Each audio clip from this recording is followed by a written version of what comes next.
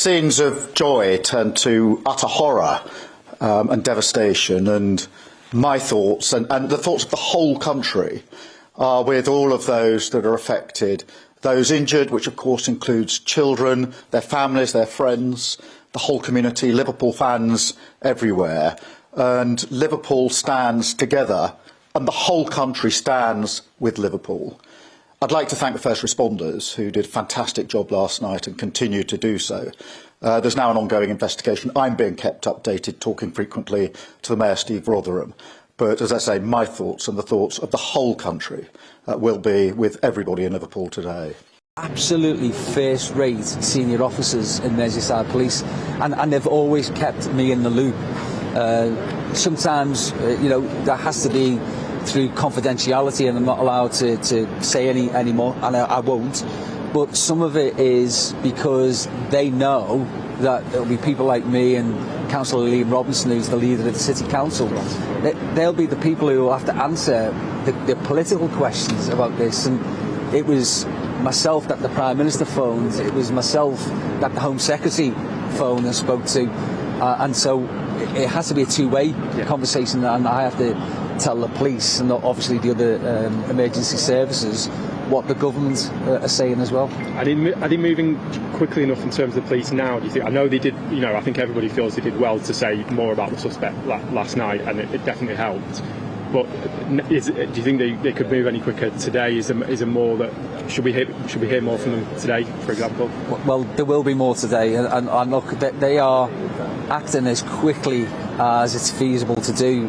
The first thing that you have to do is obviously to secure the area, and they did that very quickly. And if you have a look, people dispersed really very quickly once the police were on scene, and I'd just like to thank all the people who were here for doing that, because then that allowed them then to gather the evidence, and now they're assessing all of that, and of course they'll have conversations with the driver who's apprehended at the scene and arrested. So all of that is in line now, and we'll make certain that if there is anything to say, it's the police who allow us to speak to the press after they've, of course, put a statement out or had the press conference.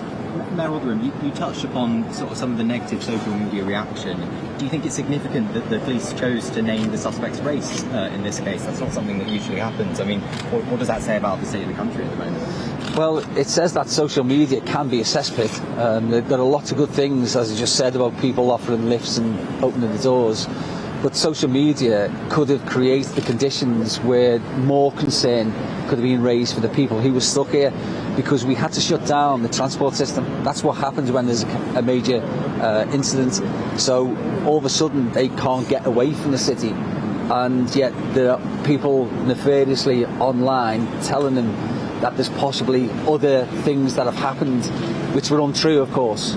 And so I didn't want that speculation to cause any concern, and that's the right decision taken by Merseyside Police to put that information out. Sorry, I think I'm just conscious of Mayor Rotherham's time. So one last question. There must have been a part of your head last night when that social media speculation was kind of gaining traction that was thinking about last summer's riots and worrying that something similar might happen. I mean, do you worry that we live in a society now where things can very quickly escalate to that point?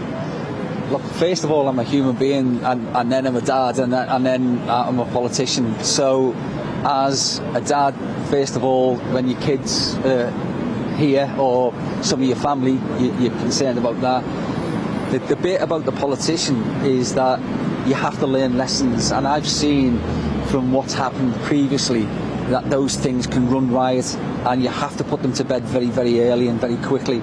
I think that's why Merseyside Police acted so quickly and so correctly in trying to dampen some of the nefarious stories that were abounding at the time. Otherwise, you can imagine people would have been worried about whether there's other things that they're going to walk into.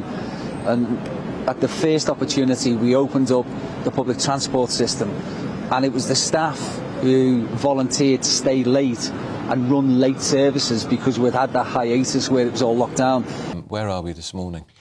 Well, clearly we are at the stage where the police have told us they don't believe that this was a terrorist incident. But interestingly, they haven't said yet whether they believe it was deliberate or not. Right. And that is a question that needs to be answered as a matter of urgency, because clearly the investigation goes off in a whole new direction. If it was a deliberate act, what was the potential motivation of the person involved? Was it some kind of a freak accident? Someone that panicked? We just don't know. Certainly looking at the video, it looks as though this was a deliberate action of a vehicle reversing and then going forward again into members of the crowd.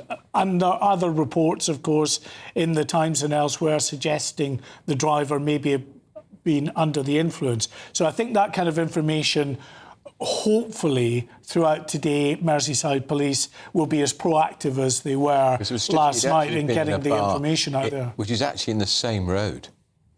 Yes, there's a Hooters bar that apparently one reporter had spoken to someone saying that they had seen the driver going into the Hooters bar. However, the only thing I would say about that is the Hooters bar is about 400 metres further on from where this incident actually took place. So, you know, sometimes with eyewitnesses, in the confusion of a situation, you can get one thing reported and it might be a partial truth or a distorted version of what's happening.